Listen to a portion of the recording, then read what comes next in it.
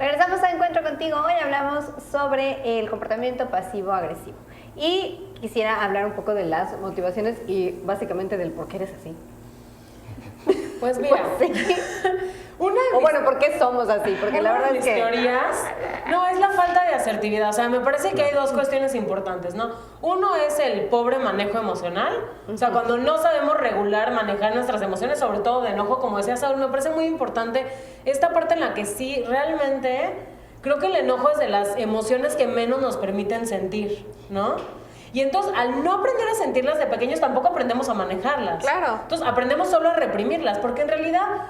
hasta la tristeza es mucho más socialmente aceptable. O sea, a lo mejor sí dicen esta cuestión de los niños no lloran o este tipo de cuestiones, pero al final sí te permiten estar triste, ¿no? Un ratito. O sea, si te permite estar triste un ratito, Ajá. ya. Es normal, Pero está es normal. bien. Exacto, pero el sentir, o sea, el manejo de la frustración y el sentir enojo es de las cosas que más trabajo nos cuestan a todos, a mí me parece. Entonces, una de las cuestiones yo creo que es esa, y otra es la falta de asertividad.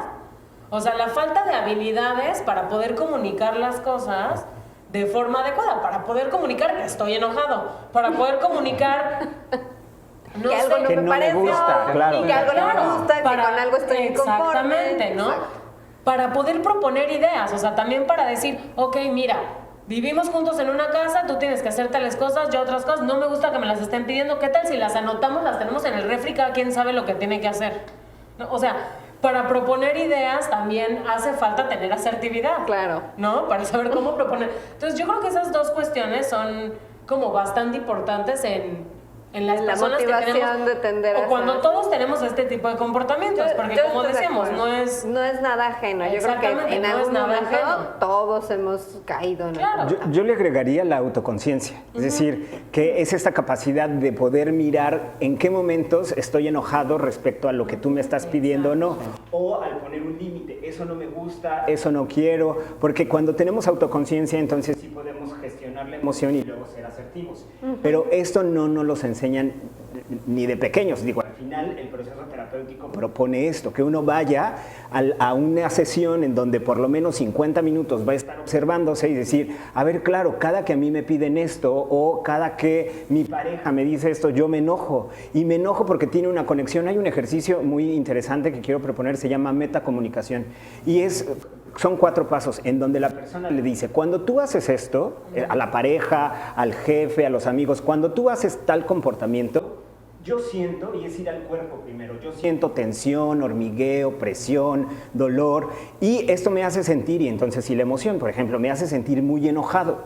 Y la primera vez que yo sentí esto, y entonces sí nos vamos a una situación infantil, cuando mi mamá o cuando mi papá o cuando el abuelo o cuando los tíos, y entonces esto nos permite pues actuar y reaccionar de una manera más asertiva que si vamos por la vida como zombies inconscientes sin saber cuál es la necesidad real. Qué Exacto. importante lo que acabas de decir. Súper como importante. Zombie inconsciente.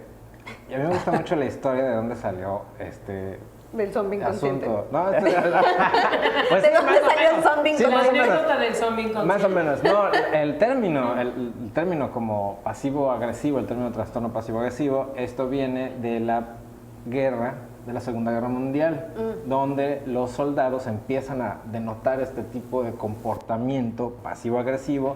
Eso está como en los reportes y los superiores se refieren a que los soldados dicen que sí, ¿no? O sea, dicen, sir, yes, sir, pero no cumplían la orden, ¿no?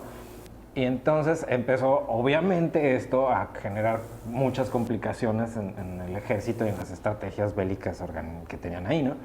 Pero bueno, ¿cuál era el fondo de por qué no lo estaban haciendo? Pues por estrés postraumático, o sea, fueron, ¿no? Y dijeron, vas contra los japoneses, ¿no? Y los japoneses los echaron para atrás uno tras de otro y fueron 100 y regresaron 2. ¿No? Y dicen, ya trajimos otro pelotón y ustedes 2 también van, ahora van 102. Y dicen, sí, claro. No voy. Entonces, ese estrés postraumático empezó de ahí vino este término. Y me parece como muy interesante esto del zombie inconsciente, porque finalmente un ejército, en gran medida, es eso, ¿no? Así es como Claro. depende de una mentalidad así generalizada, zombie, inconsciente, hasta que uno que otro dice, a ver, no, espérense, güey, o sea, no, a ver, no es que no los estamos ayudando, ¿por qué los estamos bombardeando? ¿No? Sí.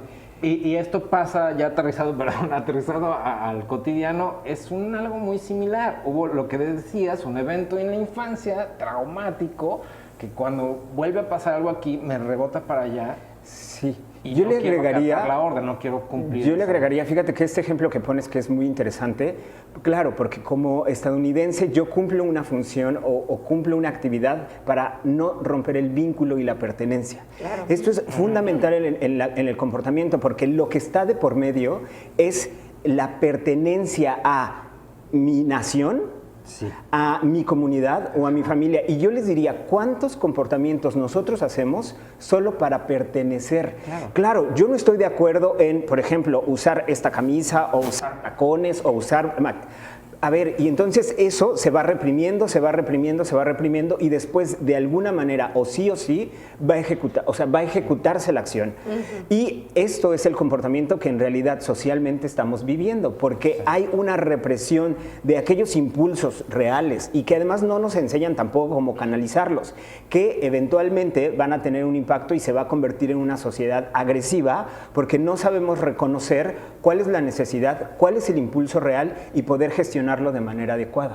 Esta parte del impulso real me parece súper importante porque sí, efectivamente en lo cotidiano, vamos a decir, en una pareja, como decía Lirio hace rato, te piden o pides que hagan algo, a la otra persona o a ti te molesta, no sabes por qué, pero te molesta, Claro. o le molesta a la otra persona, y la verdad es que el enojo ni siquiera tiene que ver con lo que te está pidiendo, Ni con la ni relación, contigo, ni con la persona, relación, ni con la otra nada. persona, sino está ligado con algo que posiblemente ni te estés dando cuenta de lo que es. Sí, sí, o sea, de hecho, bueno, en terapia cognitiva una de las cosas que hacemos es trabajar mucho con los pensamientos y uno de los ejercicios que se hace, digo, en terapia individual es, pasa una situación, percibo la emoción, pero registro qué pensamientos pasaron antes de eso. Y lo mismo hacemos en terapia de pareja, ¿no? Y muchas veces en terapia de pareja te das cuenta que el enojo es porque es que me lo pide y me acuerdo cuando mi mamá me pedía las cosas y me regañaba cuando no hacía tal. O sea, ¿no? Y la misma pareja se da cuenta que, o sea, me estoy enojando por algo, que por ejemplo me pedía mi mamá y entonces lo que me pide mi pareja me recuerda eso y ni siquiera tiene nada que ver con el momento presente. Exacto.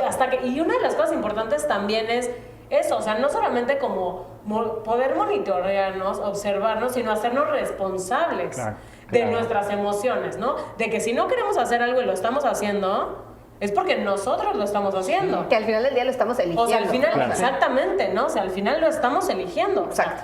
Y si pensamos que no hay opción, porque yo tenía un paciente que me decía, es que yo me inculcaron ser muy caballeroso, así que mi pareja no me puede pedir nada que yo, o sea, yo no le puedo decir no a nada que me pida mi pareja porque tengo que ser un caballero ante todo.